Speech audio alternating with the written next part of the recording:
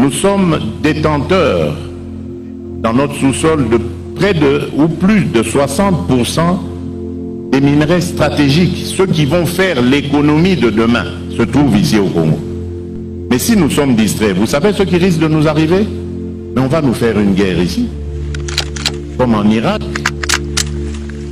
comme en Afghanistan.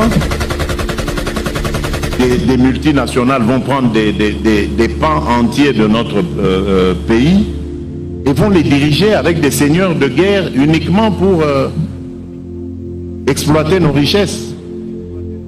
Et demain, quand il n'y aura plus rien, on nous abandonnera et nous ressemblerons à la Somalie. C'est ça qui risque de nous arriver si nous ne sommes pas vigilants. Mais tout ça demande de la concentration, du sérieux. Si nous ne faisons pas attention, comme je vous l'ai dit, on va nous diviser, on va nous séparer pour notre propre malheur. Et nous n'aurons que nos yeux pour pleurer. Et moi, ça ne m'a jamais traversé l'esprit comme scénario. Donc je ne suis pas prêt, c'est pour vous montrer la détermination que j'ai. Je ne suis pas prêt à vivre un tel scénario. Je veux conduire mon pays de telle sorte que demain, après-demain, dans 100 ans, dans 1000 ans, tout le temps que ce pays, que ce monde sera monde, que le Congo reste uni, que les Congolaises et les Congolais vivent heureux dans leur pays, heureux et libres. Et ça, c'est possible, ça dépend que de nous.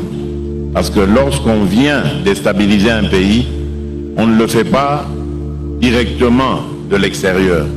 On le fait grâce à des répondants que l'on trouve à l'intérieur. Et si nous ne faisons pas attention, nous restons distraits, moi j'appelle ça de la distraction, alors à ce moment-là, oui, on nous déstabilisera. Mais battons-nous parce que il n'est pas question qu'on vive cela. Je sais que vous aimez chacune et chacun d'entre vous là où il est ce pays.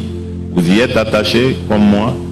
Et je sais que je peux attendre de vous la même détermination pour garder ce pays uni et le développer pour le bonheur de nos populations.